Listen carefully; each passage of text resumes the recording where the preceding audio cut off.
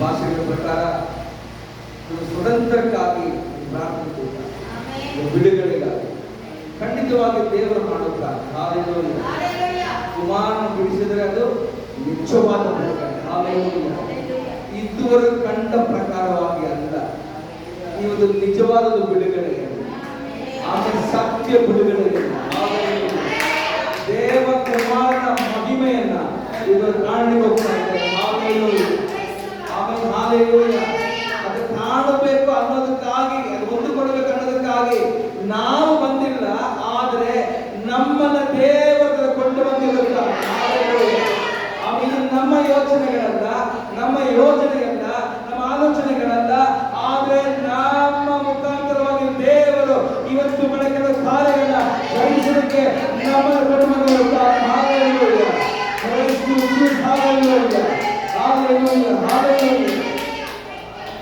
ಈ ಸ್ವತಂತ್ರ ಅಂತ ಹೇಳಿದ್ರೆ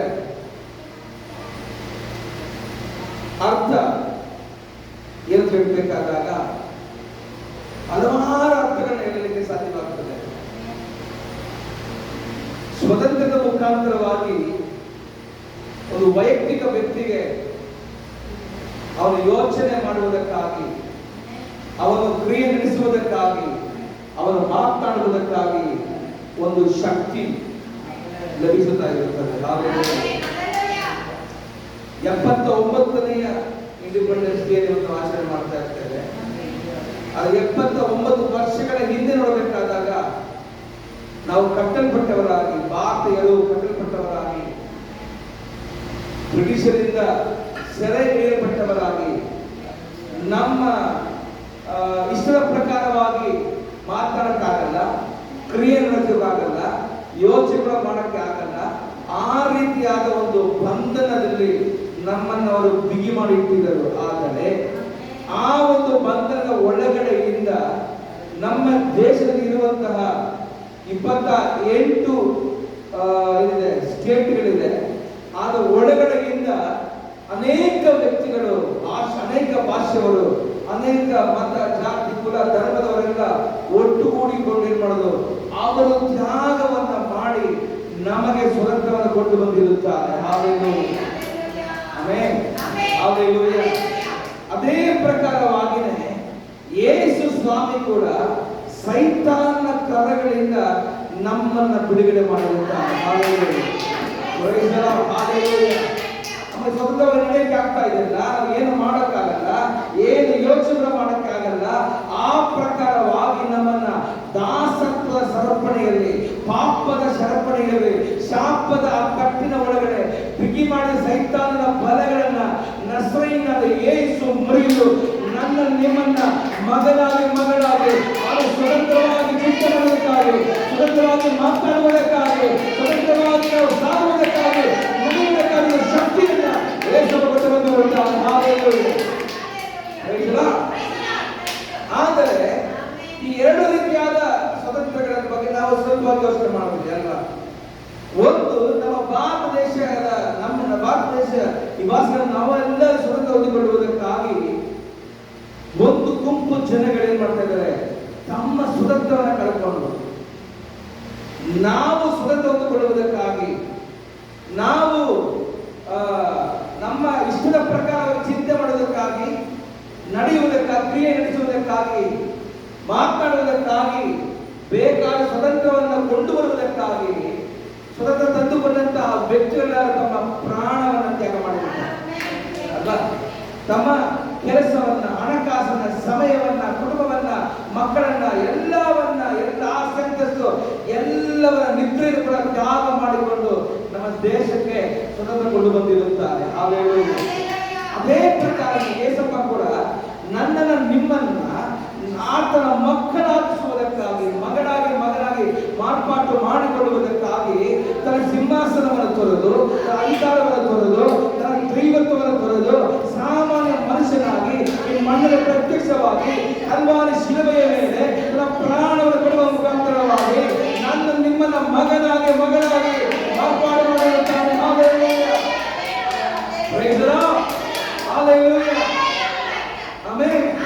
ಅದೇ ಪ್ರಕಾರ ಇವತ್ತು ಅಲ್ಲಿಗೆಲ್ಲ ಕೊನೆಗೊಳ್ಳುವುದಿಲ್ಲ. ಇಂಥ ಸ್ವತಂತ್ರವನ್ನು ಕೊಂಡು ಬಂದು ಕೊಟ್ಟು ಸ್ವತಂತ್ರವಾದ ದೇಶದಲ್ಲಿ ದೇವರನ್ನ ಯಾಕೆ ಇಟ್ಟಿದೆ ನೋಡಬೇಕಾದಾಗ ನಾವುಗಳು ಸಹ ಏಸಪ್ಪನ ಪ್ರಕಾರ ನಮ್ಮ ದೇಶದ ಸ್ವತಂತ್ರ ಹೋರಾಟ ಮಾಡಿದ ಆ ವ್ಯಕ್ತಿಗಳ ಪ್ರಕಾರ ನಮ್ಮ ರಕ್ಷಣೆ ಮಾತ್ರವಲ್ಲ, ಲೋಕದ ಕಟ್ಟ ಕಡೆಯಲ್ಲಿರುವ ಎಲ್ಲ ಜನಗಳಿಗಾಗಿ ಆಮೇಲೆ ಸ್ವತಂತ್ರ ಕೊಂಡು ಬರಬೇಕಾದ ಒಂದು ಫ್ರೀಡಮ್ ಫೈಟರ್ಸ್ ಆಗಿ ದೇವರು ನಮ್ಮನ್ನು ಕಟ್ಟಿರುತ್ತಾನೆ. ಆಮೇಲೆ ಇನ್ನೂ ಸ್ವಲ್ಪ ವ್ಯಕ್ತ ಮಾಡಿಕೊಡ್ಬೇಕಾದ್ರೆ ಸ್ವತಂತ್ರ ಹೋರಾಟಗಾರರು ಹೆಸರು ಹೇಳಿ ಸ್ವಲ್ಪ ಅಂತ ಹೇಳಿದ್ರೆ ಹೇಳ್ತೀರಾ? ಹೇಳಿ ನೋಡೋಣ. ಫ್ರೀಡಮ್ ಫೈಟರ್ಸ್ ಹೆಸರು ಹೇಳಿ.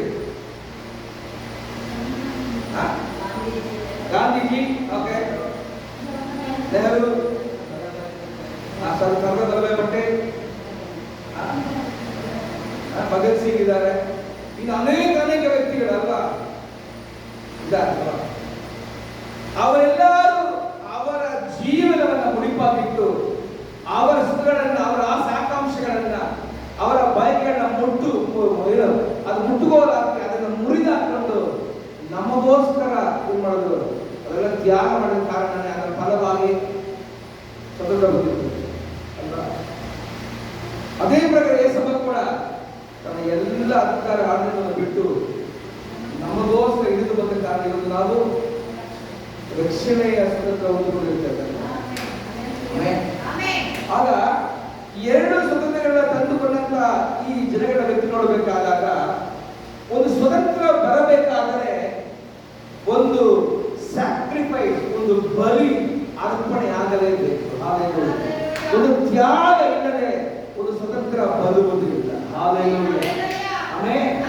ಅದೇ ಪ್ರಕಾರವಾಗಿನೇ ನಾನು ಹೇಳ್ಕೊಡ್ತೇನೆ, ಸಭೆಗೆ ಬರುತ್ತೇನೆ, ಸಭೆಯ ವಿಷಯಕ್ಕೆ ಬರುತ್ತೇನೆ. ಅದಕ್ಕೆ ಮುಂಚೆ ಇನ್ನು ನಿಮಗೆ ಸ್ವತಂತ್ರ ಮಹಿಮೆಯನ್ನ ವ್ಯಕ್ತಪಡಿಸುವುದಕ್ಕಾಗಿ ಕೆಲವು ಮಾತುಗಳನ್ನು ಹೇಳುತ್ತೇನೆ. ಇದೇ ಪ್ರಕಾರವಾಗಿನೇ ಒಂದಲ್ಲ ಒಂದು ರೀತಿಯಲ್ಲಿ ನಮ್ಮ ಅಪ್ಪ ಅಮ್ಮ, ನಮಗೆ ಜನ್ಮ ಕೊಟ್ಟ ಅಪ್ಪ ಅಮ್ಮ ಕೂಡ ಒಂದು ರೀತಿ ಸ್ವತಂತ್ರ ಹೋರಾಟಗಾರರೇ ಆಗಿದ್ದಾರೆ.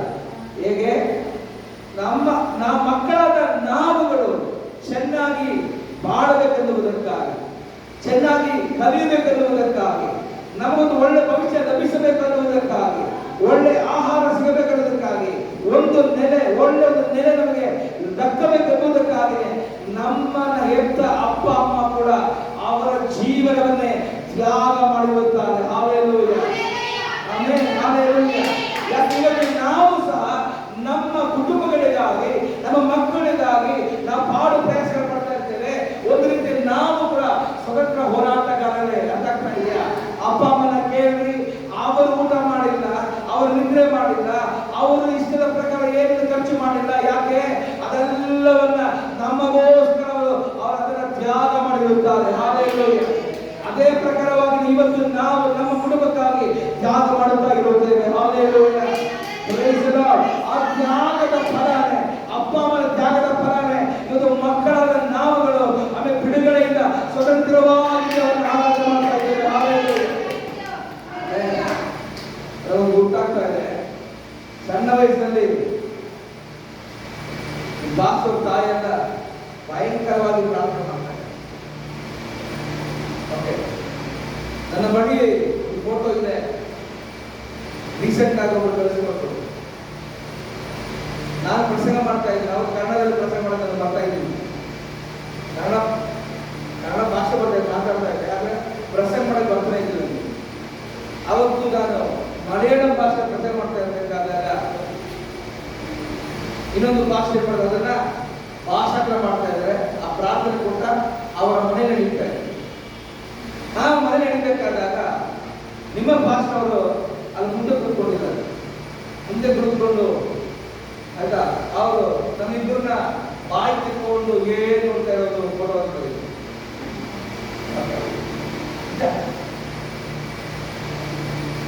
ಆದ್ರೆ ಆವತ್ತು ನಾವು ಯಾರು ಅಂದ್ಕೊಂಡಿಲ್ಲ, ಈ ರೀತಿಯಾದೊಂದು ಮಹಿಮೆಯಾದ ಸೇವೆ ಆರಂಭಿಸುವುದಕ್ಕಾಗಿ ದೇವರು ಉಪಯೋಗ ಮಾಡ್ತಾರೆ. ಆದರೆ ಅವರ ತಾಯಿಯ ಪ್ರಾರ್ಥನೆ, ಅವರ ತಾಯಿಯ ಪ್ರಾರ್ಥನೆ, ಅದರ ಫಲನ ಇವತ್ತು ಈ ಮಗನು ಈ ಮಟ್ಟಿಗೆ ಬೆಳೆಯಲಿಕ್ಕೆ ಸಾಧ್ಯವಾಗಿರುತ್ತದೆ. ಅದೇ ಪ್ರಕಾರವಾಗಿದೆ ನಮ್ಮ ಮುಂದೆ ಇರುವ ಈ ಒಂದು ಪ್ರಾಂತ್ಯಗಳನ್ನ, ಈ ಒಂದು ಊರುಗಳನ್ನ, ಈ ಒಂದು ಪ್ರದೇಶಗಳಲ್ಲಿ ವಾಸವಾಗಿರುವಂತಹ ಒಂದೊಂದು ವ್ಯಕ್ತಿಗಳನ್ನ ಬಿಡುಗಡೆ ಮಾಡಬೇಕಾಗಿರುವಂತಹ ಸ್ವತಂತ್ರ ಹೋರಾಟಗಾರರಾಗಿದೆ ದೇವರು ನಮ್ಮನ್ನ ಇಲ್ಲಿಗೆ ಕರೆದಿರುತ್ತಾರೆ. ಹಾಗಾದರೆ ನಾವು ತ್ಯಾಗ ಮಾಡುವುದೇ ಆದರೆ, ಒಂದು ತ್ಯಾಗದ ಮನೋಭಾವ ನಮಗೆ ಬರುವುದು ನಿಜವಾದರೆ ನಾವು ಈ ದೇಶವನ್ನು ಗೆದ್ದುಕೊಳ್ಳುವುದಕ್ಕೆ ಸಾಧ್ಯವಾಗುತ್ತದೆ. Hallelujah, amen, hallelujah. ಕರ್ನಾಟಕದ 7 ಕೋಟಿ, ಆಮೇಲೆ ಭಾರತದ 146 ಕೋಟಿ ಜನಗಳಿಗೆ ಆಮೇಲೆ ಬೇಕಾಗಿರುವ ಸ್ವತಂತ್ರ, ಆಮೇಲೆ ನೀಡುವ ಆಹಾರ ನಮ್ಮ ಕೈಯಲ್ಲಿ ದೇವರು ಕೊಟ್ಟಿರುತ್ತಾನೆ. ಹಾಲೆಲೂಯಾ. ಅವರ ವಾಕ್ಯ ಹೇಳ್ತಾರೆ, ಮನುಷ್ಯ ದೊಡ್ಡದಿಂದ ಮಾತ್ರಕ್ಕೆ ಅಲ್ಲ, ಆ ದೇವರ ಬಾಯಿ ಹೊರಟು ಬರುವ ಮಾತುಗಳಿಂದ ಜೀವಿಸುತ್ತಾನೆ. ಹಾಲೆಲೂಯಾ. ಹಾಗಾದರೆ ಆಮೇಲೆ ಸ್ವತಂತ್ರದ ಜೀವ ಉಂಟು ಮಾಡುವ ಶಕ್ತಿ ಈ ವಾಕ್ಯಕ್ಕೆ ಉಂಟು. ಹಾಲೆಲೂಯಾ.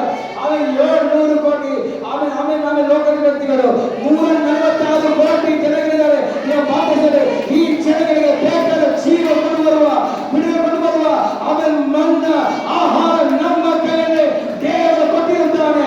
ಈ ಆಹಾರ ಹಂಚುವುದಕ್ಕಾಗಿ, ವಿತರಣೆ ಮಾಡುವುದಕ್ಕಾಗಿ ನಾವು ನಿಮಗೆ ಒಂದು ಹೊಸ ಶಕ್ತಿಯನ್ನು ದೇವರು ಕೇಳಿಕೊಳ್ಳೋಣ. ಹಾಲೆಲೂಯಾ. ಯಾವಾಗ ಹೇಳ್ತಾ ಇರ್ತಾರೆ, ಒಂದು ರೊಟ್ಟಿ ಇದೇ ತಿರುಗಿ, ಆ ಒಂದು ರೊಟ್ಟಿಯನ್ನ ನಾನು ತಿಂದ್ರೆ ನನ್ನ ಹೊಟ್ಟೆ ತುಂಬುತ್ತದೆ. ಅದೇ ಆ ಒಂದು ರೊಟ್ಟಿಯನ್ನ 2 ಆಗಿ ಮುರಿದ್ರೆ ನನ್ನೊಳಗೆ ಇನ್ನೊಬ್ಬರು ತಿನ್ನಬಹುದು. ಅದೇ ರೊಟ್ಟಿಯನ್ನ 4 ಆಗಿ ಮುರಿದ್ರೆ 4 ವ್ಯಕ್ತಿಗಳು ತಿನ್ನಬಹುದು. ಒಂದು ರೊಟ್ಟಿ ತಿಂದ್ರೆ ಹೊಟ್ಟೆ ತುಂಬುತ್ತದೆ. ಅದನ್ನ 2, 3, 4 ನುಣುಕಿಗಳಾಗಿ ಮುರಿದಾಗ ಆ ಒಂದು ರೊಟ್ಟಿ ಹೊಟ್ಟೆ ತುಂಬಿಸೋದಿಲ್ಲ, ಆದರೆ ಮನಸ್ಸನ್ನ ತೃಪ್ತಿಪಡಿಸುತ್ತದೆ. Hallelujah, praise the Lord, hallelujah. ಅದೇ ಪ್ರಕಾರವಾಗಿಯೇ ದೇವರು ನಮ್ಮ ಒಬ್ಬೊಬ್ಬರನ್ನ ಕೂಡ ರೊಟ್ಟಿಯಾಗಿ ಇಟ್ಟಿದ್ದಾನೆ. ಹಾಲೆಲೂಯಾ. ನಮ್ಮ ಸೇವೆ ಬೆಳೆಯಬೇಕಾದರೆ, ನಾವು ದೇಶಕ್ಕಾಗಿ ದೇವರಿಗೆ ಏನಾದರೂ ಮಾಡಬೇಕಾದರೆ ನಾವು ರೊಟ್ಟಿ ತಿನ್ನುವವರಾಗಿ ಇರಬಾರದು, ಆದರೆ ನಾವೇ ತಿನ್ನುವ ಜನಗಳಿಗೆ, ಹಸಿವಿನ ಜನಗಳಿಗೆ ರೊಟ್ಟಿಯಾಗಿ ಬದಲಾಗಬೇಕಾಗಿರುತ್ತದೆ. ಹಾಲೆಲೂಯಾ. ನಾನು ರೊಟ್ಟಿ ತಿನ್ನೋದಕ್ಕೆ ಬಂದಿದ್ದೇನೆ, ರೊಟ್ಟಿ ತಿನ್ನೋದಕ್ಕೆ ಕರೆದ ನೋಡಬೇಕಾದಾಗ ನಾನು ಹೇಳ್ತೀನಿ, ಇಲ್ಲ, ರೊಟ್ಟಿ ತಿನ್ನುವುದಕ್ಕಾಗಿ ಅಲ್ಲ, ರೊಟ್ಟಿ ಹೊಂದಿಕೊಳ್ಳುವುದಕ್ಕಾಗಿ ಅಲ್ಲ, ನಾನು ರೊಟ್ಟಿಯಾಗಿರುವುದಕ್ಕಾಗಿಯೇ ದೇವರು ನನ್ನನ್ನು ಕರೆದಿರುತ್ತಾನೆ. ಅದಕ್ಕಾಗಿ ದೇವರನ್ನ ಅಭಿಷೇಕಿಸಿರುತ್ತಾನೆ. Hallelujah, praise the Lord. 5 ರೊಟ್ಟಿಗಳು 2 ಮೀನುಗಳಿದ್ದವು ಅಲ್ಲ, ಆದ್ರೆ 5,000 ಜನಗಳಿಗೆ ಏಸಪ್ಪ ಮಾಡಿದ ಆ ಶಿರಸಿಯನ್ನ ಹಂಚಿಕೊಟ್ಟ. ಮಾತ್ರವಲ್ಲದೆ 12 ಬುಟ್ಟಿಗಳು ಉಳಿದವು. ಆದ್ರೆ ಏಸಪ್ಪ ತನಗೋಸ್ಕರ 1 ರೊಟ್ಟಿಯನ್ನು ಉಳಿಸಿಕೊಳ್ಳಲಿಲ್ಲ. ನನಗೊಂದು ರೊಟ್ಟಿನ ಬಾಕಿ ಇಡ್ರಿ, 1 ರೊಟ್ಟಿ ಕೊಡ್ರಿ ಕೇಳಲಿಲ್ಲ. ಅರ್ಥ ಆಗ್ತಾ ಇದೆಯಾ? ಯಾಕೆ ಗೊತ್ತಾ? ಅವನಿಗೆ ಇದ್ದ ಹಸಿವು ಯಾಕೆ ಗೊತ್ತಾ? ಆಹಾರದ ಮೇಲೆ ಹಸಿವಲ್ಲ, ಅದು ಆತ್ಮಗಳ ಮೇಲೆ ಹಸಿವಾಗಿರುತ್ತದೆ. ಹಾಲೆಲೂಯಾ. ಅದೇ ಪ್ರಕಾರವಾಗಿಯೇ ರೊಟ್ಟಿ ತಿನ್ನುವುದಕ್ಕಾಗಿ ಅಲ್ಲ ದೇವರು ನಮ್ಮನ್ನು ಕರೆದಿರುವುದು. ಹಾಲೆಲೂಯಾ. ನಾವು ಬಿಡುಗಡೆ ಹೊಂದಿಕೊಂಡು, ನಾವು ಸುಖ ಹೊಂದಿಕೊಂಡು, ಆಸೆ ಹೊಂದಿಕೊಂಡು, ಹಣಕಾಸು ಆಸೆ ಮಾಡಿಕೊಂಡು ಸುಖವಾಗಿ ಬಾಳುವುದಕ್ಕಾಗಿ ಅಲ್ಲ. ಈ ಎಲ್ಲವನ್ನ ತ್ಯಾಗ ಮಾಡಿಕೊಂಡು ನನ್ನ ಸುತ್ತಮುತ್ತಲ ಜನಗಳು ಅವರ ಬಿಡುಗಡೆಯಾಗಬೇಕು, ಅವರನ್ನು ಹೊಂದಿಕೊಳ್ಳಬೇಕು, ಅವರ ಹೊಂದಿಕೊಳ್ಳಬೇಕು ಎನ್ನುವುದಕ್ಕಾಗಿ ನಮ್ಮನ್ನೇ ರೊಟ್ಟಿಯಾಗಿ ಅರ್ಪಣೆ ಮಾಡುವುದೇ ನೈಜ ಸೇವೆಯಾಗಿರುತ್ತದೆ. ಹಾಲೆಲೂಯಾ. ಕುಟುಂಬಗಳ ಒಳಗಡೆ ಕೂಡ ಇದೇ ಒಂದು ಮನೋಭಾವ ಬಂದು ಬಿಟ್ರೆ ಆ ಕುಟುಂಬದ ಒಳಗಡೆ ಯಾವ ಕೊರತೆ ಇರೋದಿಲ್ಲ. ಆ ಕುಟುಂಬದ ಒಳಗಡೆ ಆಶೀರ್ವಾದಗಳಿಗೆ ಯಾವ ಕೊರತೆ ಕುಗ್ಗು ಬಿಟ್ಟಿರೋದೇ ಇಲ್ಲ. ಹಾಲೆಲೂಯಾ. ಉದಾಹರಣೆಗೆ ನನಗೆ ನನ್ನ ಹೆಂಡತಿ 2 ಮಕ್ಕಳಿದ್ದಾರೆ. ನನ್ನ ಹೆಂಡತಿ ನನ್ನ ಮಕ್ಕಳು ಆ 3 ಜನಗಳಿಗೆ ನಾನು ರೊಟ್ಟಿಯಾಗಬೇಕು. ಅದಕ್ಕೆ ಇದೆಯಾ? ನಾನು ರೊಟ್ಟಿಯಾಗಿ ನಾನು ಮುರಿಯಲ್ಪಟ್ರೆ, ನಾನು ಚಚಲ್ಪಟ್ರೆ, ನಾನು ಕಿತ್ತಲ್ಪಟ್ರೆ ನನ್ನ ಹೆಂಡತಿ ಮಕ್ಕಳು ಹೊಟ್ಟೆ ತುಂಬುತ್ತದೆ. Hallelujah, praise the Lord, hallelujah. ಆಗ ನನ್ನ ಹೆಂಡತಿ ಮಕ್ಕಳು ಚೆನ್ನಾಗಿರ್ಬೇಕಾದಕ್ಕಾಗಿ ನಾನೇನ್ ಮಾಡ್ತೀನಿ, ನನ್ನ ಊಟವನ್ನು ಬಿಡುತ್ತೇನೆ, ನನ್ನ ನಿದ್ದೆಯನ್ನು ಬಿಡುತ್ತೇನೆ, ನನಗೋಸ್ಕರ ಖರ್ಚು ಮಾಡಿಕೊಳ್ಳಲ್ಲ, ಅವರಿಗೋಸ್ಕರ ಬಾಳುವ ಮನೋಭಾವನೆ ಉಂಟಾಗಬೇಕಾಗಿರುತ್ತದೆ. ಹಾಲೆಲೂಯಾ. ಅದೇ ಪ್ರಕಾರ ನನ್ನ ಹೆಂಡತಿಗೆ ಯೋಚನೆ ಮಾಡಬೇಕು, ನಾನು ರೊಟ್ಟಿಯಾಗಿದ್ದೇನೆ, ನನ್ನ ಗಂಡ ಮಕ್ಕಳು ಚೆನ್ನಾಗಿರೋದು ಅಂತ. ಹಾಲೆಲೂಯಾ. ನನ್ನ ಮಕ್ಕಳಿಗೆ ಯೋಚನೆ ಮಾಡಬೇಕು, ನಮ್ಮ ಅಪ್ಪ ಅಮ್ಮ ಚೆನ್ನಾಗಿರ್ಬೇಕಂತಂದ್ರೆ ನಾವು ಮಕ್ಕಳು ರೊಟ್ಟಿಯಾಗಬೇಕಂತ. ಈ ಪ್ರಕಾರ ಕುಟುಂಬದ ಒಳಗಡೆ ಎಲ್ಲ ರೊಟ್ಟಿಯಾಗಿ ಬದಲಾಗಬೇಕು.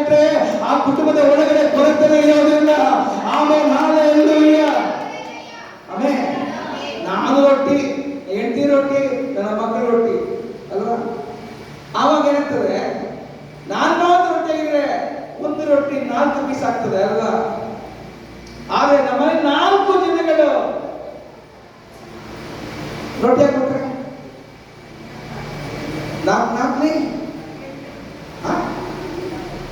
4 ಪ್ಲಸ್ 4 ಅಲ್ಲ, 4 4 into 4 16. ಅದಾಗ್ತಾ ಇದೆಯಾ? 16 ಪೀಸ್ ಬರ್ತದಲ್ವಾ?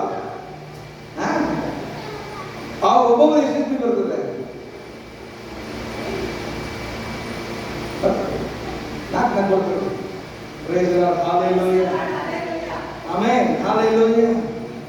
ಆದ್ರೆ ಕೆಲವೊಂದು ಮನೆಗಳಿಗೆ ಗೊತ್ತಾ, ಗಂಡ ನೀನು ತಂದಾಕು, ಹೆಂಡತಿ ನಾನು ತಿಂದಾಕು ಅಂತ ಗಂಡನೆಲ್ಲ ಖಾಲಿ ಮಾಡ್ಕೊಡ್ತಾರೆ. ಆ ಪ್ರಕಾರವಾಗಿರೋದಲ್ಲ. ಹಲ್ಲೆಲೂಯಾ. ಇವತ್ತು ಕುಟುಂಬಗಳ ಒಳಗಡೆ ಆಶೀರ್ವಾದ ಉಂಟಾಗಬೇಕಾದ್ರೆ ಮೊದಲು ನೀನು ರೊಟ್ಟಿಯಾಗಿ ಬದಲಾಗು. ಹಲ್ಲೆಲೂಯಾ. ನಿನ್ನೊಂದು ಅಪ್ಪವಾಗಿ ಬದಲಾಗು. ನೀನು ಮುರಿಲ್ಪಡೋದಕ್ಕೆ ಒಪ್ಪಿಸಿಕೊಡು. ಆಮೇಲೆ ನೀನು ತ್ಯಾಗ ಆಗುವುದಕ್ಕಾಗಿ ಸಮರ್ಪಣೆ ಮಾಡು. ಯಾಕಂದ್ರೆ ಆ ತ್ಯಾಗದ ಫಲವಾಗಿ ನಿನ್ನ ಕುಟುಂಬಕ್ಕೆ ಒಂದು ಸ್ವತಂತ್ರ ಬಂದು ಬಿಡುತ್ತದೆ. ಹಲ್ಲೆಲೂಯಾ. ಅದೇ ಪ್ರಕಾರನೇ ಇವತ್ತು ಬೆಳಗ್ಗೆ ಈ ಸಭೆಗೆ ದೇವರು ಆಲೋಚನೆ ಗೊತ್ತಾ? ಸಭೆಯೇ, ಜೀಸಸ್ ಜನರೇಷನ್ ಸಭೆಯೇ, ನೀವು ಈ ದೇವಿ ನಗರಕ್ಕೆ, ಈ ಬೆಂಗಳೂರು ಪಟ್ಟಣಕ್ಕೆ, ಈ ಕರ್ನಾಟಕ ರಾಜ್ಯಕ್ಕೆ, ಈ ಭಾರತ ದೇಶಕ್ಕೆ ಯಾಕೆ, ಆಮೇಲೆ ಲೋಕದ ಕಟ್ಟ ಕಡೆಯಿರುವ ಎಲ್ಲ ಆತ್ಮಗಳಿಗೆ ಬೇಕಾಗಿರುವ ಆಮೇಲೆ ರೊಟ್ಟಿ ನೀವಾಗಿದ್ದೀರಾ. ಹಲ್ಲೆಲೂಯಾ. ಆಮೇಲೆ ರೊಟ್ಟಿ ನೀವಾಗಿದ್ದೀರಾ.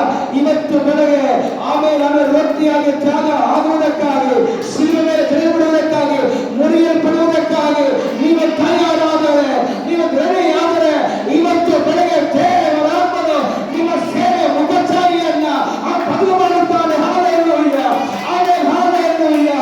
ಆದರೆ ಆಮೇಲೆ ನಮ್ಮ ರೊಟ್ಟಿಯಲ್ಲಿ ನೀರುಗಳು ಯಾರ ಬಗ್ಗೆ ತಲೆ ಕೆಡಿಸಿಕೊಳ್ಳಬಾರದು.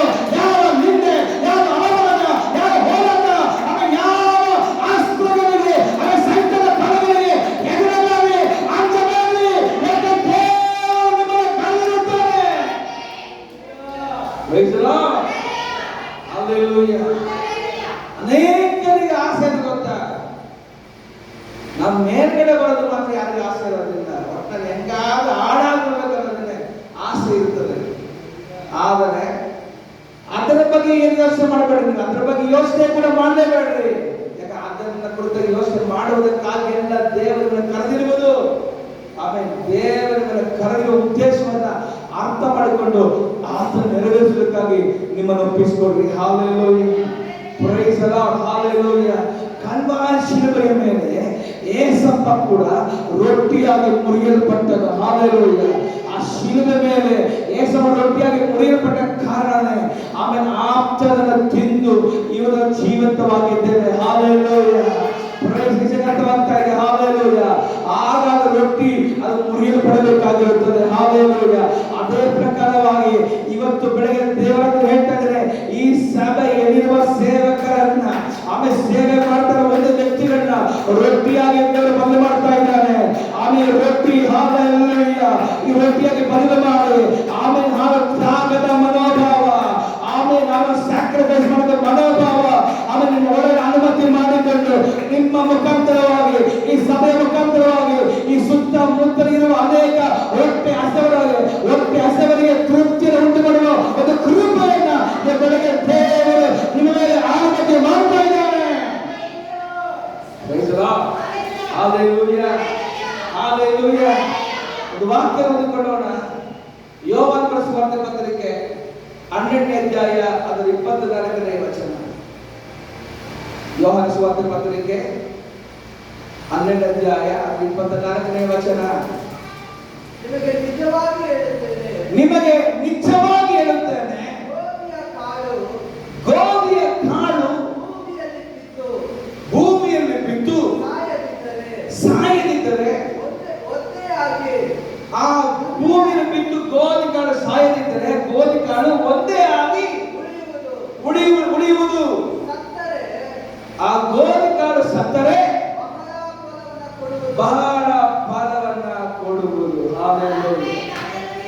ಈ ಗೋಧಿ ಕಾಂಡ ಪ್ರಕಾರವಾಗಿದೆ ತಂದೆಯಾದ ದೇವರ ಮಗನಾಗಿರುವ ಯೇಸು ಈ ಭೂಮಿಗೆ ಬಿದ್ದು ಸತ್ತರು. ಹಾಲೆಲೂಯ. ಪರಮ ತಂದೆಯಾಗಿರುವ ದೇವರ ಏಕ ಕುಮಾರನು ಯೇಸು ಸ್ವಾಮಿ ಎಂಬ ಗೋಧಿಕಾಳು ಭೂಮಿಯಲ್ಲಿ ಬಿದ್ದು ಸತ್ತ ಕಾರಣನೇ ಅದು ಅನೇಕ ಫಲ ಕೊಟ್ಟಿದೆ. ಯಾವ ಪ್ರಕಾರ? ಒಂದು ಮಗ ಆಮೇಲೆ ಆ ಗೋಧಿಕಾಂಡ ಪ್ರಕಾರವಾಗಿ ಸತ್ತ, ಅದರ ಫಲವಾಗಿ ಇವತ್ತು ಅದ ಕೋಟಿ ಕೋಟಿ ಮಕ್ಕಳು ನನ್ನ ನಿನ್ನ ಮಗನಾಗಿ ಅವನ ದೇವರ ತಂದೆ ಕೊಯ್ದುಕೊಳ್ತಾ ಇದ್ದಾನೆ. ಹಾಲೆಲೂಯ. ಪ್ರೈಸ್ ಆಗ್ತಾ ಇದೆಯಾ? ಆಗ ಯೇಸು ಸ್ವಾಮಿ ಎಂಬ ಒಂದು ಮಗ ಸತ್ತ, ಅದರ ಮುಖಾಂತರವಾಗಿ ಲೋಕದಲ್ಲಿ ಎಲ್ಲಾ ಕಡೆ ಯೇಸು ಸ್ವಾಮಿ ಮುಖಾಂತರವಾಗಿ ತಂದೆಗೆ ಮಕ್ಕಳು ಇವತ್ತು ಹುಟ್ಟುತ್ತಾ ಇದ್ದಾರೆ. ಹಾಲೆಲೂಯ. ಆಮೇಲೆ ಆಗಾಗ ಅದೇ ಪ್ರಕಾರವಾಗಿ ದೇವರು ಹೇಳ್ತಿದ್ದಾನೆ, ಗೋಧಿ ಕಾಳು ಅದು ನೆಲಕ್ಕೆ ಬಿದ್ದು ಸಾಯದಿದ್ದರೆ ಅದು ಒಂದೇ ಉಳಿದು ಬಿಡುತ್ತದೆ. ಅದು ಯಾವಾಗ ಗೋಧಿ ಕಾಳು ನೆಲಕ್ಕೆ ಬಿದ್ದು ಸಾಯುತ್ತದೆಯೋ ಅರ್ಥ ಮಾಡ್ಕೊಳ್ಳಿ, ಆ ಗೋಧಿ ಕಾಳು ಅದು ಅನೇಕ ಅಧಿಕವಾದ ಫಲವನ್ನ ಅದು ಹೊರಡಿಸುತ್ತದೆ.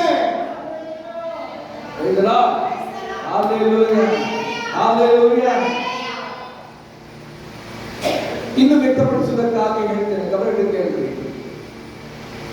ಯಾವುದೋ ಬೀಜವನ್ನು ತಕ್ಕೊಳ್ರಿ, ಯಾವುದೇ ಹಣ್ಣಿನ ಬೀಜವಾಗಿರಬಹುದು, ಏನೇ ಒಂದು ಬೀಜ ತಗೊಳ್ರಿ, ಆ ಬೀಜ ತುಂಬಾ ದೊಡ್ಡದಾಗಿರೋದಿಲ್ಲ, ಸಣ್ಣದಾಗಿರುತ್ತೆ.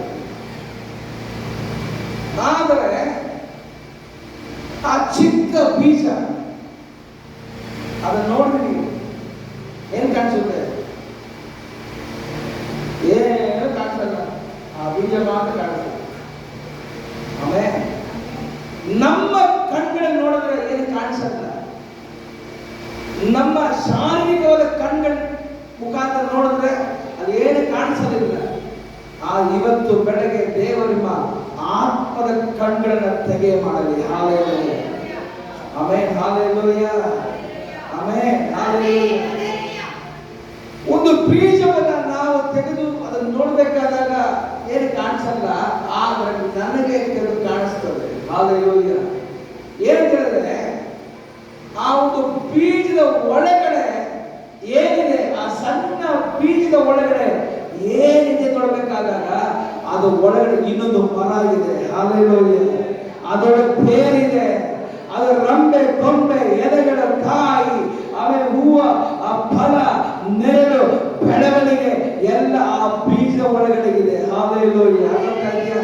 ಅದೇ ಪ್ರಕಾರವಾಗಿದೆ ನೀವು ಒಬ್ಬೊಬ್ಬರು ಬೀಜಗಳಾಗಿದ್ದೀರಾ. ಹಾಲೆಲೂಯ.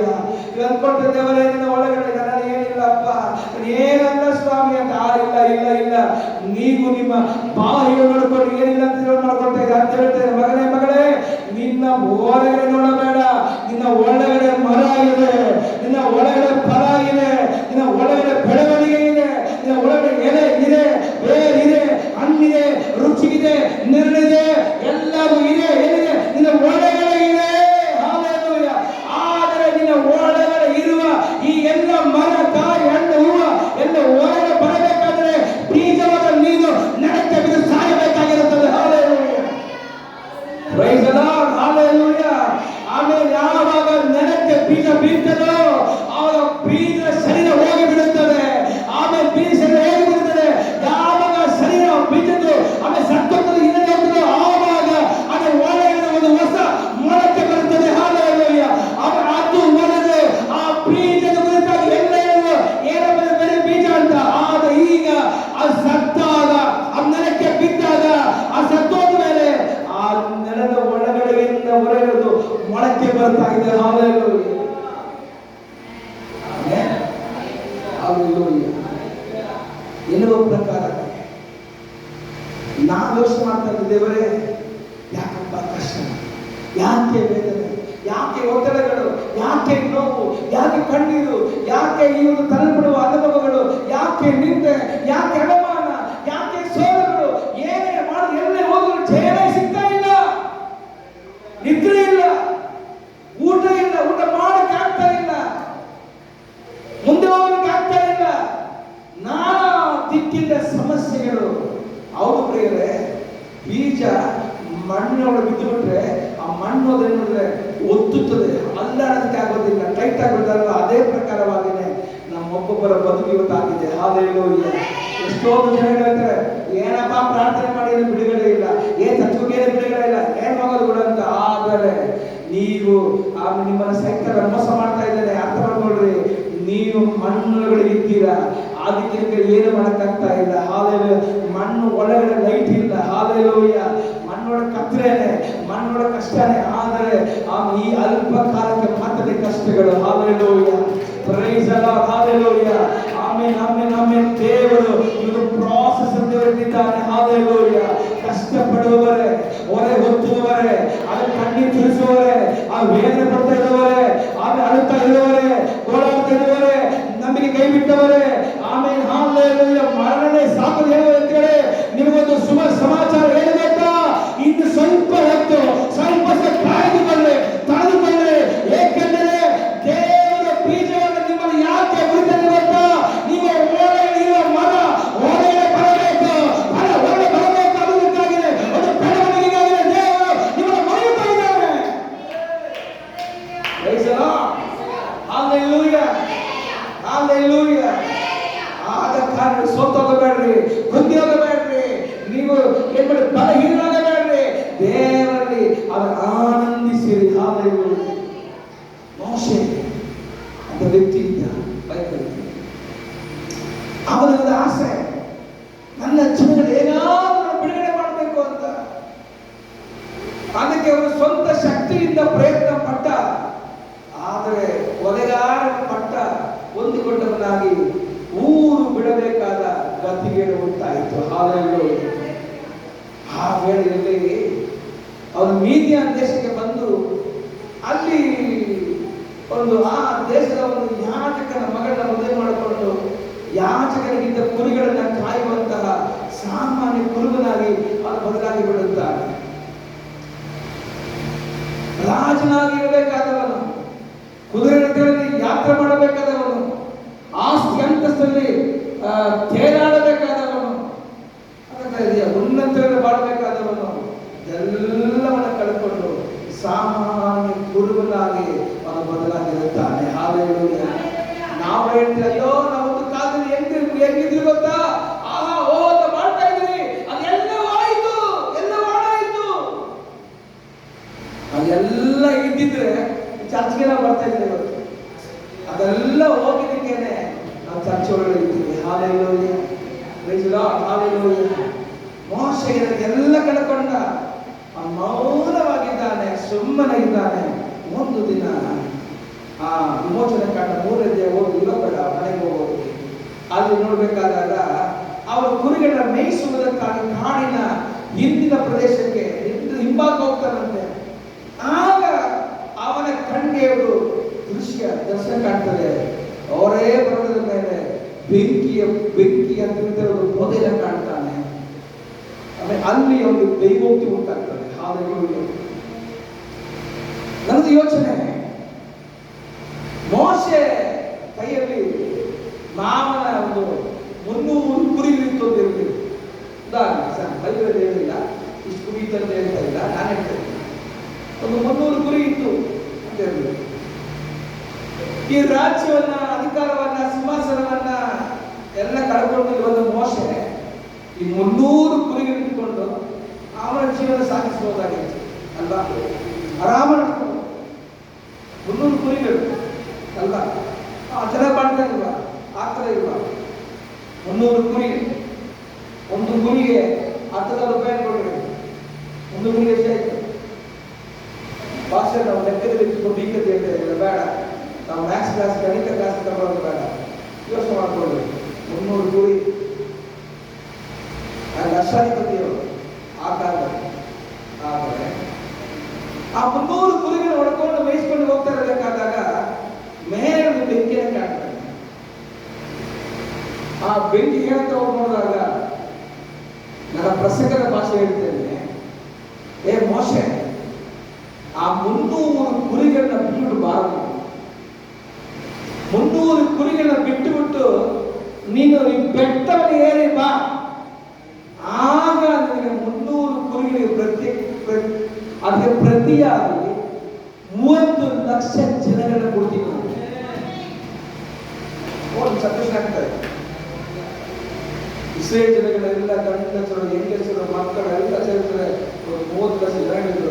ಆ 30 ಲಕ್ಷ ಜನಗಳಿಗೆ ಒಂದೇ ಒಂದು ಲೀಡರ್, ಒಂದು ನಾಯಕ ಯಾರು? ಮೋಶೆ. ಆಮೇಲೆ 300 ಕುರಿ ಮೈಸೂರು ಹೇಳಿದರೆ 300 ಕುರಿ ಕಂಡು ಮೇಲೆ ಬಾರ, ನೀನ್ ಬಾ ನನ್ನ ಬಳಿ ಬಾ, ನಾನು 30 ಲಕ್ಷ ಕುರಿಗಳಿಗೆ ಕೊಡ್ತೀನಿ ಅಂತ. ಅನೇಕರು ಹೇಳ್ತಾರೆ, ಚರ್ಚೆ ಬಿಟ್ಬಿಟ್ರು, ಸಭೆ ಬಿಟ್ಬಿಟ್ರು, ಅಷ್ಟೇ ಉದಕ್ಕಾಗಲ್ಲ. ದೇವರ ಅನುಗ್ರಹಿಸು. ಆದರೆ ನಾವು ಅವರ ಮಾತು ಕಿವಿಗೊಳ್ಳೋದು ಬೇಡ. ದೇವರು ಹೇಳ್ತಾ ಇದ್ದಾರೆ, 300 ಬಿಟ್ಟು ಬಂದ್ರೆ 30 ಲಕ್ಷ ಕೊಡ್ತೀನಿ. ಅರ್ಥ ಗೊತ್ತಾರೆ. ಇಷ್ಟು ದೊಡ್ಡ ಜಾಗವನ್ನ ದೇವರು ಯಾಕೆ ಕೊಟ್ಟಿದ್ದಾರೆ ಅಂತ ಹೇಳಿದ್ರೆ, ಸ್ಟಾರ್ಟಿಂಗ್ ಅಲ್ಲಿ ಯಾಕೆ ದೊಡ್ಡ ಜಾಗ ಅಂತ ಅರ್ಥ ಆಗ್ತಾ ಇದೆಯಾ? ನಾನು ಹೋದ ಮೇಲೆ ಕೆಲಸ ಮಾಡಿ ಈ ಟೈಲ್ಸ್ ನೆಟ್ಟಾಕ್ತಾರೆ.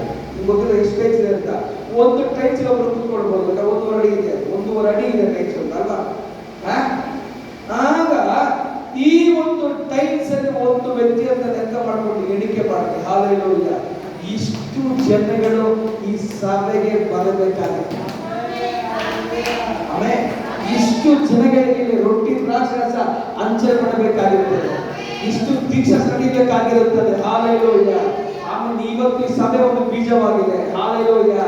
ಎಲ್ಲರೂ ಏನಿಲ್ಲ ಇಷ್ಟೇ ಇದೆ ಅಷ್ಟೇ ಅಂತ ಆತರ ದೇವತೆ ಇಲ್ಲ ಇಲ್ಲ ಇಲ್ಲ. ಈ ಬೀಜದ ಒಳಗಡೆ ಒಂದು ಆಮೇಲೆ ಆತ್ಮಗಳ ಸುಗ್ಗಿ ಉಂಟು, ಆಮೇಲೆ ದೀಕ್ಷಾ ಸ್ಥಾನ ಉಂಟು, ಆಮೇಲೆ ಅದ್ಭುತಗಳ ಉಂಟು, ಆಮೇಲೆ ರಕ್ಷಣೆ ಉಂಟು, ಆಮೇಲೆ ಅತಿಶಯ ಉಂಟು, ಆಮೇಲೆ ವಾಕ್ಯದ ಮಹಿಮೆ ಉಂಟು, ಪರಿಶುದ್ಧ ಅಭಿಷೇಕ ಉಂಟು. ಹಲ್ಲೆಲೂಯಾ!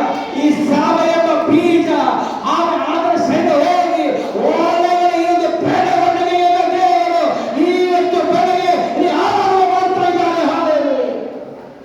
ಕ್ರೈಸ್ತ ಜೀಸಸ್. ಹಲ್ಲೆಲೂಯಾ! ಆಮೇಲೆ ನಂಬಿಕೆ ಇದೆ. ಹಲ್ಲೆಲೂಯಾ!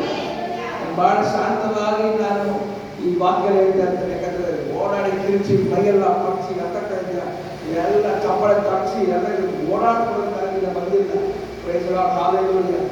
ಆಮೇಲೆ ನೀವು ವಾಕ್ಯಗಳು ನೋಡಿದ್ರೆ ಓದಿ ಕಾಡು ನೆಲಕ್ಕೆ ಬಿದ್ದು ಸಾಯ್ದಿದ್ರೆ ಒಂದೇ ಬಿಡ್ತದೆ, ನೆಲಕ್ಕೆ ಸಾಯ್ಬೇಕಂತೆ. ಹಲ್ಲೆಲೂಯಾ! ಅದೇ ಪ್ರಕಾರವಾಗಿ ನೀವು ಒಬ್ಬೊಬ್ಬರು ಕೂಡ ಸಾಯುವುದಕ್ಕೆ ತಯಾರಾಗಲಿ. ಹಲ್ಲೆಲೂಯಾ! ನೆಲಕ್ಕೆ ಬಿಡುವುದಕ್ಕೆ ತಯಾರಾಗಲಿ. ಸಿಂಹಾಸನ ಯೇಸು ಬಿಟ್ಟಿದ ಪ್ರಕಾರ, ಅಧಿಕಾರ ಬಿಟ್ಟ ಪ್ರಕಾರ ಇಳಿಯಿರಿ ಕೆಳಗಡೆ ಆಮೇಲೆ ಆತ್ಮನ ಸ್ಪಂದಿಸಿರಿ. ಆತ್ಮಗಳಿಗಾಗಿ, ಜನಗಳಿಗಾಗಿ, ದೇಶಕ್ಕಾಗಿ, ನಮ್ಮ ಊರಿಗಾಗಿ ತ್ಯಾಗವಾಗುವ ರೊಟ್ಟಿಯಾಗಿ, ಗೋಧಿ ಕಾಡಾಗಿ ಬದಲಾಗಿ, ಬೀಜವಾಗಿ ಬದಲಾಗಿ. ಆಗ ದೇವರು ನಿಮ್ಮ ಮುಖಾಂತರ ಒಂದು ಬೆಳವಣಿಗೆ ಕೊಡುತ್ತಾರೆ. ಹಲ್ಲೆಲೂಯಾ! ಆಮೇಲೆ ನಿಮ್ಮ ಬೆಳಗ್ಗೆ ಹೆಚ್ಚು ತಯಾರಾಗಿದ್ದಕ್ಕಾಗಿ ಹಲ್ಲೆಲೂಯಾ! ನಿಮ್ಮ ಒಳಗಡೆ ಒಂದು ಆರಂಭ ಆಗ್ತಾ ಇದೆ. ಕಾಣ್ತಾ ಇದ್ದೇನೆ ಈ ನೆಲದ ಒಳಗಡೆ ಇದು ಬಿದ್ದಿರೋ ಬೀಜ, ಅದು ಒಳಗಡೆ ಆ ಬೀಜದ ಮೇಲೆ ಒಂದು ಮೊಳಕೆ ಇದು ಸ್ಫೋಟವನ್ನು ಹೊರಗಡೆ ಬರೋದನ್ನು ನೋಡ್ತಾ ಇದ್ದೇನೆ. ಹಲ್ಲೆಲೂಯಾ! Praise the Lord. ಭೂಮಿ ಬಿದ್ದ ಮೇಲೆ ಬರುವ ಲೈಟ್ ಆ ತರ ನೋಡ್ತಾ ಇದ್ದೇನೆ. ಹಲ್ಲೆಲೂಯಾ! ಆಮೇಲೆ ಒಂದು ಬೆಳವಣಿಗೆ ಇದೆ. ಹಲ್ಲೆಲೂಯಾ! ಒಂದು ಬೆಳವಣಿಗೆ ಇದೆ. ಹಲ್ಲೆಲೂಯಾ! ಮುಂದೆ ಬರುವ ದಿವಸಗಳಲ್ಲಿ ಈ ಜಾಗಗಳ ಸಾಕಾಗುವ ರೀತಿಯಲ್ಲಿ ಒಂದು ಬೆಳವಣಿಗೆ ದೇವರು ಕೊಡುತ್ತಾನೆ. ಹಲ್ಲೆಲೂಯಾ! ಆಮೇಲೆ ನಂಬಿಕೆ ಇದೆ. ಹಲ್ಲೆಲೂಯಾ! ಕೊಡ್ತಾನೆ ದೇವರು. ಹಲ್ಲೆಲೂಯಾ! ಗೊತ್ತಾ? ಆಮೇಲೆ ದೇವರಿಗೆ ಯಾರು ನನಗೋಸ್ಕರ ಹೋಗುತ್ತಾರೆ ಕೇಳ್ತೇವೆ ಗೊತ್ತಾ? ನಾನು ಹೋಗ್ತೇನೆ, ಯಾರು ಹೇಳ್ಕೊಡ್ತಾನೋ ಒಪ್ಪಿಸ್ಕೊಂಡು ಆ ಬಂದವರು ಬಳಸಿಕೊಳ್ಳೋ ದೇವರಾಗಿರುತ್ತಾನೆ. ಹಲ್ಲೆಲೂಯಾ! ಆಮೇಲೆ ಈ ಮೊಳಕೆ ಒಡೆದಿರುವ ಈ ಬೀಜಗಳ ಫಲ ಅವುಗಳಿಗಾಗಿ ಈ ಪ್ರಾರ್ಥನೆ ಮಾಡಬೇಕು, ಅವರ ಉಪವಾಸ ಮಾಡಬೇಕು, ಅದರಲ್ಲಿ ಕಾಳಜಿಯುಳ್ಳವರಾಗಿ ಅದು ನೋಡಿಕೊಳ್ಳಬೇಕು. ಆ ಒಂದೊಂದು ಮೊಳಕೆ ಒಡೆಯಲ್ಪಟ್ಟ ಒಂದೊಂದು ಆ ಸಸಿಗಳನ್ನ, ಆ ಮೊಳಕೆಗಳನ್ನ ನೀವು ಬಹಳ ಭದ್ರವಾಗಿ ಸೂಕ್ಷ್ಮತೆಯಿಂದ ಅದು ಕಾಯ್ದುಕೊಳ್ಳಬೇಕು. ಅದಕ್ಕೆ ಬೇಕಾಗಿ ಕೊಡುವಂತಹ ಆಮೇಲೆ ರೈತನಾಗಿ ಬದಲಾದರೆ ಆಮೇಲೆ ಏಸಪ್ಪ ಇರ್ತದೆ. ಆಮೇಲೆ ನಾನೇ ಈ ತೋಟಕ್ಕೆ ಆಮೇಲೆ ಬಯಲಿಗೆ ಒಂದು ಬೇರಿಯಾಗಿರುತ್ತೇನೆ, ನಾನೇ ಕಾವಲಾಗಿರುತ್ತೇನೆ, ನಾನು ಸುತ್ತ ಇರುತ್ತೇನೆ, ಬೆಂಕಿ ಗೋಡೆಗಿದ್ದಿರುತ್ತೇನೆ. ಆಮೇಲೆ ಯಾವ ಶತ್ರು ನಮ್ಮನ್ನು ಮುಟ್ಟುವುದಕ್ಕೆ ಆಗುವುದಿಲ್ಲ. ವೇಗವಾಗಿ ಎಲ್ಲ ನಿಂತುಕೊಳ್ಳೋಣ. ಹಲ್ಲೆಲೂಯಾ! ಆಮೇಲೆ ನಾವೆಲ್ಲ ಪ್ರಾರ್ಥನೆ ಮಾಡೋಣ. ಹಲ್ಲೆಲೂಯಾ! ಕಾಳು ನೆಲಕ್ಕೆ ಬಿದ್ದು ಸಾಯಿದ್ರೆ ಅದು ಒಂದಾಗಿ ಉಳಿಯುತ್ತದೆ, ಅದು ಬಿದ್ದು ಸತ್ತರೆ ಅತೀತವಾದ ಫಲವನ್ನು ಕೊಡುತ್ತದೆ. ಹಲ್ಲೆಲೂಯಾ. ಆಮೇಲೆ ಅದೇ ಪ್ರಕಾರವಾಗಿದೆ ದೇವರ ಬೆಟ್ಟದಲ್ಲಿ ಇವತ್ತು ಆಮೇಲೆ ಆಮೇಲೆ ಆಮೇಲೆ ಹಲ್ಲೆಲೂಯಾ. ಇವತ್ತು ಆಮೇಲೆ ಕೆಲವು ಕಷ್ಟಗಳು, ಕೆಲವು ಕಣ್ಣೀರು, ವೇದನೆಗಳು, ಪ್ರಯಾಸಗಳನ್ನ ನೀವು ಪಡ್ತಾ ಇದ್ದೀರಾ. ಎಲ್ಲಿಯ ತನಕ ಈ ತರ ದಿನ ಬೇರೆಯವರು ಹೇಳೋದು ಸರಿನಾ? ಇಲ್ಲ ಇಲ್ಲ ಇಲ್ಲ, ಯಾವುದರ ಬಗ್ಗೆ ಯೋಚನೆ ಮಾಡಬೇಡಿ. ಯಾಕಂದ್ರೆ ದೇವರು ನಿಮ್ಮನ್ನು ಕರೆದಿರುತ್ತಾನೆ. ಹಲ್ಲೆಲೂಯಾ. ಈ ಸಿಸ್ಟರ್ ಬಗ್ಗೆ ದೇವರ ಹೇಳ್ತಾ ಇದ್ದಾನೆ. Hallelujah, hallelujah. ಬಹಳವಾಗಿ ಆ ಒಂದು ಮಣ್ಣ ಒಳಗಡೆ ಬೀಜ ಅದರ ಸಿಪ್ಪೆಯೆಲ್ಲ ಸುಳಿಯಲ್ಪಡುವ ರೀತಿಯಲ್ಲಿ ಭಯಂಕರವಾದ ನೋವು, ಭಯಂಕರವಾದ ಕಣ್ಣೀರು, ಆ ಕಣ್ಣೀರೇ ಮಗಳಿಗೆ ಅನ್ನಪಾನವಾಗಿರುತ್ತದೆ. ಹಲ್ಲೆಲೂಯಾ. ಕೆಲವು ವಿಷಯಗಳ ಮುಂದೆ ನೀನು ಬಹಳವಾಗಿ ದೇವರನ್ನು ಹುಡುಕ್ತಾ ಇದೆಯಾ ಮಗಳೇ, ಆದ್ರೆ ಆ ವಿಷಯದ ಮೇಲೆ ಒಂದು ಮೊಳಕೆಯನ್ನು ಕೊಡುತ್ತೇನೆ. ಹಲ್ಲೆಲೂಯಾ. ಅನೇಕ ಬಾರಿ ನೀನು ಬಿತ್ತಲ್ಪಟ್ಟ ಬೀಜ ಕೆಲವೊಂದು ರಸ್ತೆ ಮೇಲೆ, ಮುಳ್ಳುಗಳ ನಡುವೆ, ಮಂಡೆ ಮೇಲೆ ಬಿದ್ದವು.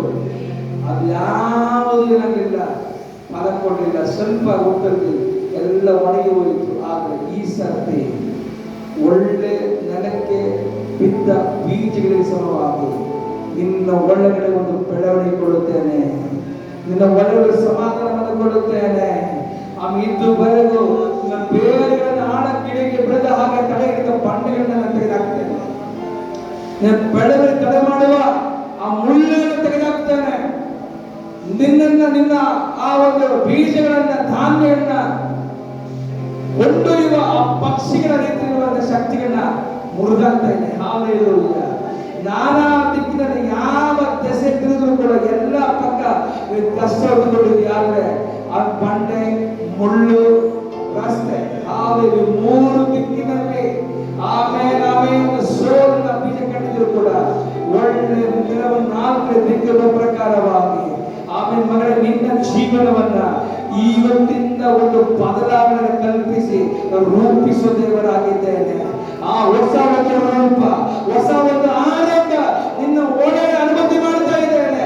ಎಲ್ಲ ಕುಟುಂಬದ ಕಸಿವಿಸಿಗಳು, ಎಲ್ಲ ಕುಟುಂಬದ ಹಗರಣಗಳು, ಕುಟುಂಬದ ಒಳ್ಳೆಯ ಇರುವ ಆ ಅಸಮಾಧಾನಗಳನ್ನು ಮುರಿದುಕೊಂಡು ಹೊಂದಾಣಿಕೆ, ಪ್ರೀತಿಯನ್ನ ಆ ಕುಟುಂಬ ಅನುಮತಿ ಮಾಡಿಕೊಂಡು ಮಗಳೇ, ಬೆಲೆಯಿಲ್ಲದ ನಿನಗೆ ಆಮೇಲೆ ಬೆಲೆಯನ್ನು ಏರ್ಪಾಟು ಮಾಡಿಕೊಂಡು ನಿನ್ನನ್ನು ಹೊಸ ಪಾತ್ರೆಯಾಗಿ ಇವತ್ತುವರೆಗೆ ಆರ್ಥಿಕ ಫಲವನ್ನು ಉಳಿಸುವುದು ಬೀಜವಾಗಿ ನಿನ್ನನ್ನು ಅನುಭವಿಸುವ ದೇವರು ನಾನಾಗಿದ್ದೇನೆ.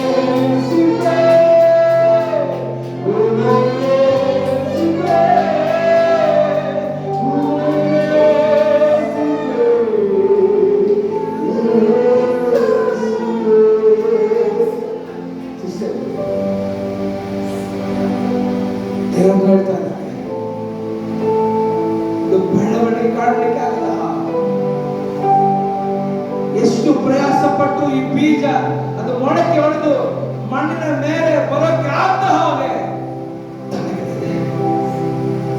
ಅದು ಇನ್ನು ಸ್ವಲ್ಪ ಕಾಲ ಮಾತ್ರ. ಮಗಳೇ, ನಿನ್ನ ನನ್ನ ಮೇಲೆ ಕಿತ್ತುತ್ತೇನೆ. ನಿನ್ನ ನನ್ನ ಮೇಲೆ ಕಿತ್ತುತ್ತೆ. ನಿನ್ನ ವೃತ್ತಿಯ ಮಂಡಲದಲ್ಲಿ ನಿನ್ನ ನನ್ನ ಮೇಲೆ ಕಿತ್ತುವ ದೇವರಾಗಿದೆ. ನಿಂದೆಗಳು, ಅವಮಾನಗಳು ನಿನ್ನ ಬದುಕಿನಲ್ಲಿ ಏನು ಕಡಿಮೆ ಇಲ್ಲ. ನಾನಾ ರೀತಿಯಾದ ನಿಂದೆಗಳ, ಅವಮಾನಗಳನ್ನ, ನೋವುಗಳನ್ನ ಸಹಿಸಿಕೊಂಡವರಾಗಿ, ಕಳೆದುಕೊಳ್ಳುತ್ತಾ ಇರುವವರಾಗಿ ಕಾಣಲ್ಪಡ್ತಾ ಇರಬೇಕಾದಾಗ ನಿನ್ನನ್ನ ನಾನು ಬೆಲೆಯುಳ್ಳ ಪಾತ್ರೆಯಾಗಿ ಮಾರ್ಪಾಡು ಮಾಡುವ ದೇವರಾಗಿದೆ. ಓ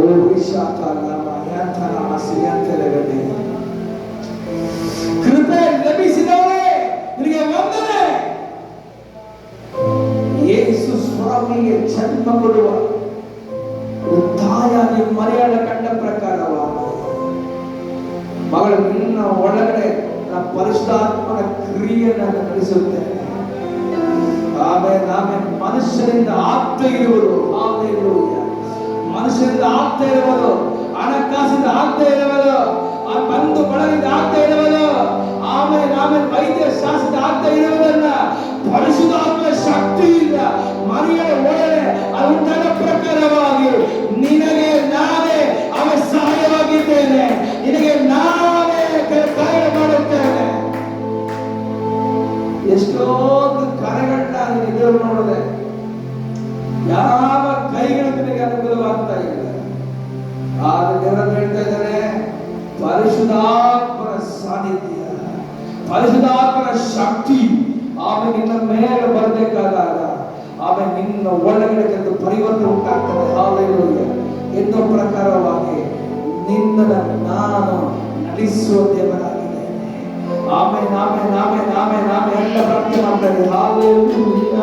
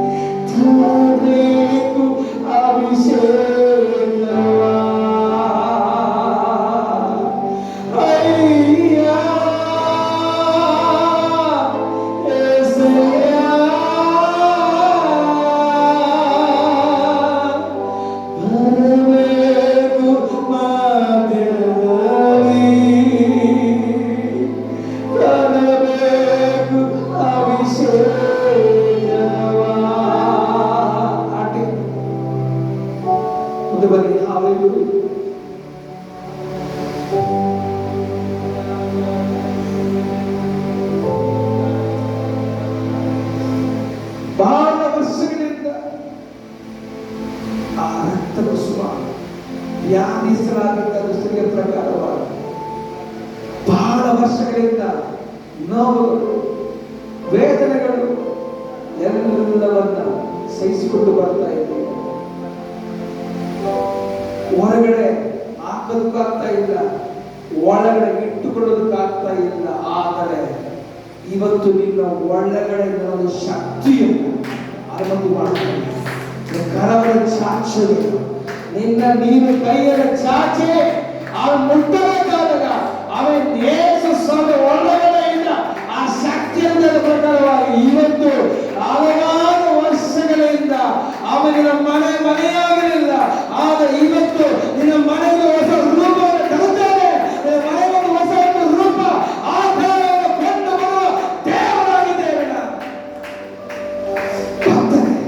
ಎಷ್ಟು ಪ್ರಾರ್ಥನೆಗಳು, ಎಷ್ಟು ಕಣ್ಣೀರು, ಎಷ್ಟು ವಾಕ್ಯ, ಎಷ್ಟು ನಂಬಿಕೆ, ಎಷ್ಟೆಲ್ಲ ಆತ್ಮಿಕ ಮಾತುಗಳ ನಿನ್ನ ಮನೆಯ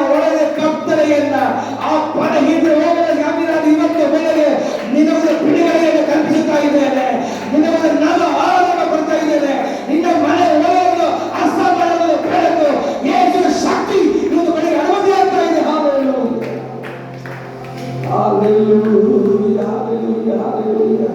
ಎಷ್ಟೋ ಬಾರಿ ಹೇಳ್ತೇವೆ, ದೇವರೇ ಬಾ ಸ್ವಾಮಿ, ನೀನು ಬಾ, ನೀನು ಬಾ, ನೀನು ಬಾ ಅಂತ. ಇವತ್ತು ಬೆಳಗ್ಗೆ ನಾನು ಬರ್ತಾ ಇದ್ದೀನಿ ಮಗಳೇ. ಆಮೇಲೆ ನಾನು ಬರ್ತಾ ಇದ್ದೇನೆ.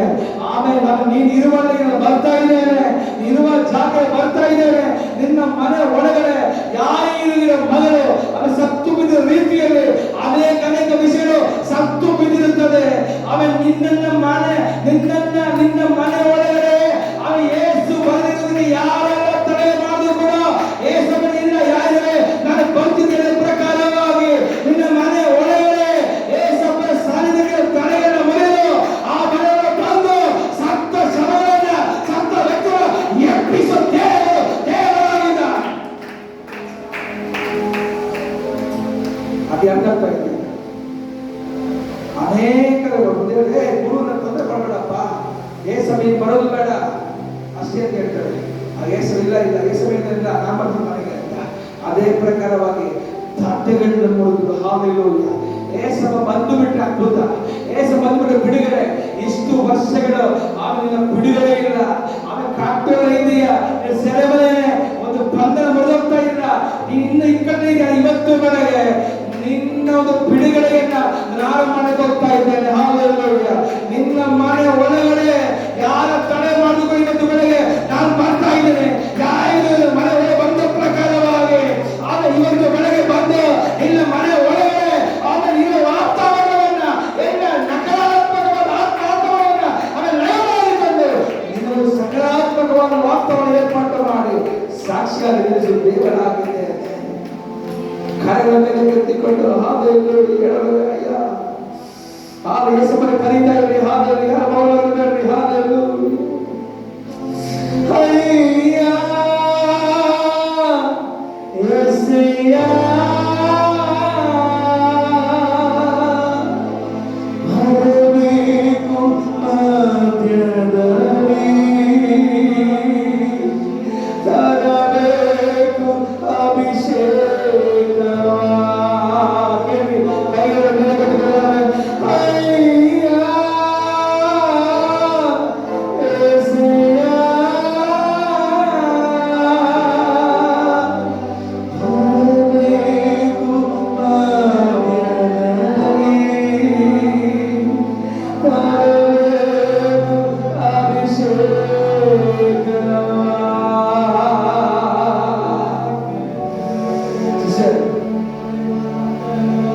ಬಹಳ ದಿವಸಗಳಿಂದ ಬಹಳ ವರ್ಷಗಳಿಂದ ಕನಸನ್ನು ಕಟ್ಟಿಕೊಂಡಿದ್ದೇವೆ.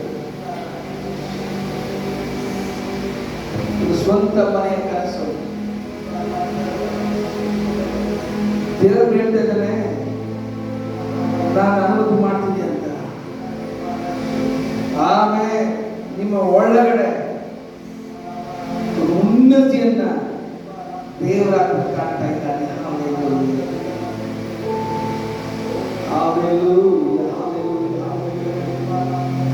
ಪ್ರಾರ್ಥನೆ ಚಾಲೆ ಮೊಣಕಾಲನ್ನು ಬಲಪಡಿಸಿಕೋ. ರಾತ್ರಿ ಜಾವ ಎದ್ದುಕೊಂಡು ಪ್ರಾರ್ಥನೆ ಮಾಡು, ವಾಕ್ಯವಿಟ್ಟು ಪ್ರಾರ್ಥನೆ ಮಾಡು.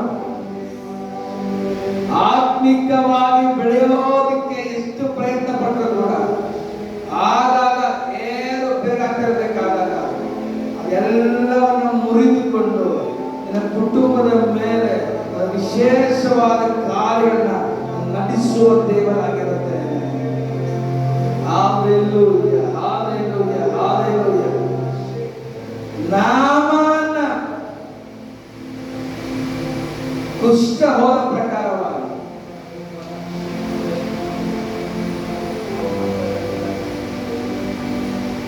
ನಿನ್ನ ಅಂಟಿಯೋದ ಶಾಪದ ವಿಷಯಗಳನ್ನ ಇವತ್ತು ಬೆಳೆದು ಮುರಿತಾ ಇದೆ. ಎಲ್ಲ ಪ್ರಾರ್ಥನೆ ಮಾಡ್ತಾ ಇದೆ.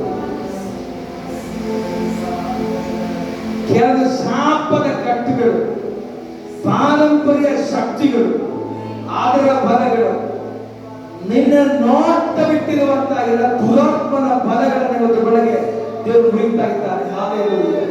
ಜೀವನ ಜಿಗುಪ್ಸೆಯಾಗಿ ಹಲವಾರು ಬಾರಿ ಸತ್ತರೆ ಸಾಕೋದಕ್ಕಾಗಿ ಕೆಲವೊಂದು ಕಾರ್ಯಗಳನ್ನ ಮಾಡುವುದಕ್ಕಾಗಿ ಪಟ್ಟು ಸೋಲೋಗಿರ್ತೀಯ, ಜೀವನ ಕೊನೆಗೊಳಿಸಿಕೊಳ್ಳಬೇಕಂತ ಹೇಳಿಕೊಂಡು.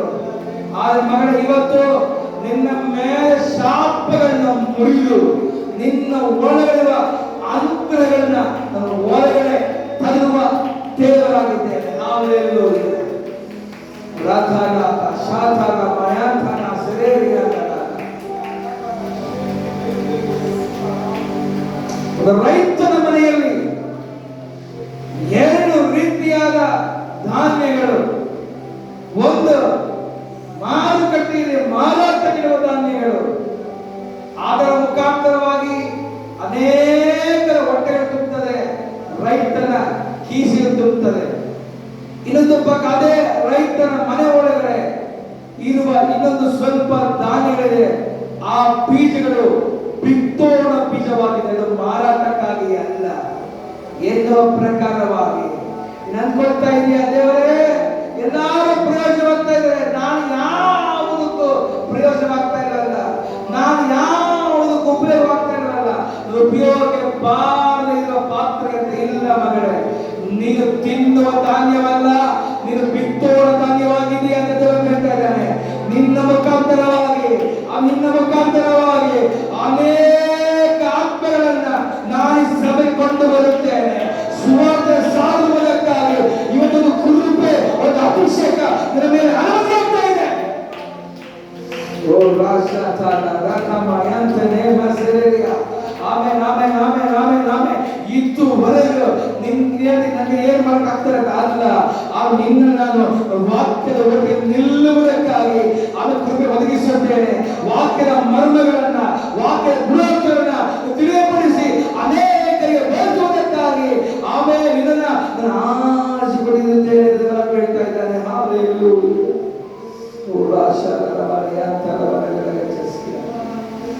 ಆಮೇಲೆ ಧೈರ್ಯವಾಗಿರೋ ಮಗಳೇ, ಸೋತೋಗಬೇಡ. ಇದು ಬರಕಟ್ಟ ಐಗುಪ್ತರಲ್ಲಿ ಇನ್ನು ಮುಂದೆ ಕಾಣುವುದಿಲ್ಲ. ಒತ್ತಡಗಳು, ಹಾವೇಗಳು, ಪ್ರಯಾಸಗಳು ನುಂಗಿ ಬಿಡುತ್ತೇನೆ, ಸೆರೆ ಹಿಡಿದು ಬಿಡುತ್ತೇನೆ, ಅಡಗಿಸಿ ಬಿಡುತ್ತೇನೆ, ಧೈರ್ಯಾಗಿಸಿ ಬಿಡುತ್ತೇನೆ, ದಾಸತ್ವಕ್ಕೆ ಬಿಡುತ್ತೇನೆ. ಅದೇ ಪ್ರಕಾರವಾಗಿನೇ ಇವತ್ತು ದಾಸಿಯಾಗಿ, ದಾಸತ್ವದಲ್ಲಿ ಬಿದ್ದವಳಾಗಿ, ಕಟ್ಟಲ್ಪಟ್ಟವಳಾಗಿ, ಬಿಡುಗಡೆ ಇಲ್ಲದವಳಾಗಿ ನೀನು ಸಂತೋಷ ವೇಷವನ್ನು ಧರಿಸಿಕೊಂಡು ಇರಬೇಕಾದಾಗ ನಾನು ವೇಷದ ಸಂತೋಷವಲ್ಲ, ನೈಜ ಸಂತೋಷವನ್ನ ನನ್ನ ಬದುಕಿನಲ್ಲಿ ಇಸ್ರೇಲ್ ಜನಗಳನ್ನ ಬಿಡುಗಡೆ ಮಾಡಿ ಹೊರಟದ ಪ್ರಕಾರವಾಗಿ ಇವತ್ತು ಬೆಳಗ್ಗೆ ನಿನ್ನನ್ನು ನಾನು ಹೊರಟಿರೋ ದೇವರಾಗಿದ್ದೇನೆ. Hallelujah, hallelujah, hallelujah, hallelujah. ನಮ್ಮ ಕೈಗಳ ಮೇಲೆ ಎತ್ತಿಕೊಂಡು ಹಾಲೆಲೂಯಾ. ದೇವರ ಮಾತಾಡ್ತಾ ಇದ್ದಾರೆ, ದೇವರ ಮಾತಾಡ್ತಾ ಇದ್ದಾರೆ. Hallelujah, hallelujah. ಮೌನ ಬಿಡಿ, ಸೋತ ಮಾಡ್ತಾರೆ. ಹಾಲೆಲೂಯಾ.